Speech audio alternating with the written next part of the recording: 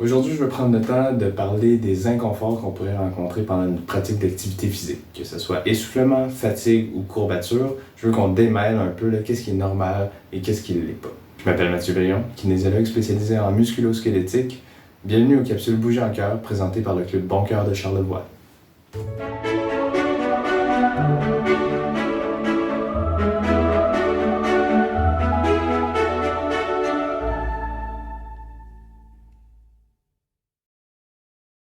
Si vous avez déjà fait un peu d'activité physique, vous êtes probablement familier avec le concept de courbature, ou en bon québécois, être raqué. Les courbatures, c'est des douleurs musculaires qui arrivent après l'activité physique. Ça arrive plus souvent quand c'est une activité qui est nouvelle pour notre corps ou qui est relativement intense. Ça arrive plus souvent aussi quand c'est une activité qui est de nature musculaire, bien sûr. Cependant, ça peut arriver pour tout type d'activité. Ça dépend surtout de votre condition physique puis de l'intensité de l'activité. Pour expliquer le phénomène, il faut comprendre un peu qu'est-ce qui se passe dans nos muscles quand on fait de l'activité physique. Quand on contracte les muscles à répétition, il va se créer des micro-déchirures, des petites blessures dans le muscle, ce qui est tout à fait normal. Puis ce que le corps va faire par la suite, c'est réparer ces micro-déchirures-là, puis il va les réparer de sorte que le muscle va être plus fort pour que la prochaine fois, le même stress, le même effort ne crée pas ou crée moins de ces micro-déchirures-là. Donc, pendant le moment où notre muscle se répare, donc après l'activité physique, ça se peut qu'on ait des douleurs musculaires, le fameux moment où on est raqué. On n'est pas obligé de s'entraîner comme tel. Si vous faites une activité comme, par exemple, transporter des bûches dans votre cour, ça se peut que vous soyez courbaturé le lendemain. C'est un phénomène qui est désagréable, mais c'est un phénomène qui est normal, mais je dirais même souhaitable, parce que ça fait en sorte que nos muscles vont se reconstruire plus fort. Les courbatures, ça va arriver souvent le lendemain ou le surlendemain de l'activité physique. Donc, ça n'arrive pas pendant l'activité physique, ça va arriver après. Puis, si vous êtes sédentaire et que vous vous remettez à l'activité physique pour la première fois, ça se peut que vous soyez surpris à quel point ça peut devenir intense. Ça peut être quand même assez inconfortable. Plus on est habitué, moins les courbatures vont être intenses et longues dans le temps. Mais au début, ça peut devenir assez intense. Puis, ça peut durer jusqu'à 2 semaines, dépendamment des cas. Encore une fois, désagréable, mais tout à fait normal. Une des manières de diminuer l'intensité des courbatures, c'est de commencer doucement. Et même si vous commencez à basse intensité, il y a des très bonnes chances que vous soyez courbaturé quand même.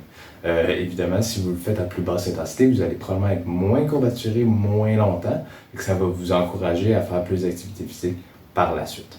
Une fois que la courbature est installée, c'est plus facile de bouger si votre muscle est réchauffé.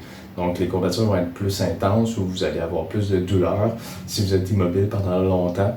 Puis que là, vous vous remettez à bouger, là, vous allez vraiment le sentir. Une chose qui peut aider avec des contractures qui sont très intenses, c'est de la glace, du froid, soit un bain froid, soit carrément une compresse froide qui est appliquée directement sur le muscle. Bon, pour savoir si il s'agit bien d'une contracture, vous pouvez poser la question suivante. Est-ce que c'est arrivé après l'activité physique?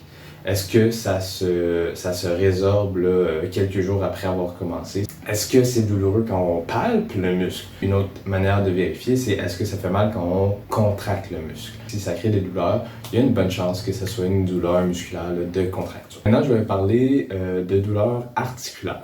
La douleur articulaire, c'est plus complexe. Ça peut arriver pendant l'activité physique, donc il y a un mouvement qui va nous faire mal directement, ou ça peut arriver après l'activité physique. On constate que, par exemple, j'ai un genou qui est plus élancé, qui semble enflé. Il peut y avoir plein de causes aux douleurs articulaires. Malheureusement, dans cette vidéo-là, je ne vais pas passer à travers toutes ces causes-là. Je vais quand même vous donner quelques conseils pour agir face à ces douleurs-là. Première règle d'or pour à peu près toutes les douleurs, c'est si un mouvement fait mal, on essaie de l'éviter. Okay? Ça peut paraître simpliste comme manière de voir les choses, mais j'ai souvent rencontré des gens qui, par exemple, marchaient très souvent avec des genoux qui leur faisaient très mal, puis par la suite, 2 jours après, ça continuait à leur faire mal, puis ils trouvaient ça totalement normal. Alors non, c'est pas normal d'avoir mal. Dans les exemples que je vous donne, souvent c'était une question de positionnement du genou ou une question de condition, soit de l'arthrose, soit vraiment des muscles qui étaient débalancés qui faisait en sorte que la marche n'était pas optimale, puis pouvait être douloureuse. D'ailleurs, si vous savez que vous avez de l'arthrose à une articulation particulière, bien évidemment, on va essayer d'éviter les situations où on met beaucoup de stress sur cette articulation-là. Par exemple, si vous avez de l'arthrose au genou, bien, on essaie d'éviter la course qui a des bons impacts au genou en général, puis on va plutôt remplacer ça par une activité comme le vélo ou la natation, où là, on vient vraiment réduire la charge qu'il y a sur le genou et on risque pas d'empirer l'arthrose. N'oubliez pas aussi que pour l'arthrose, la sédentarité, c'est votre pire ennemi.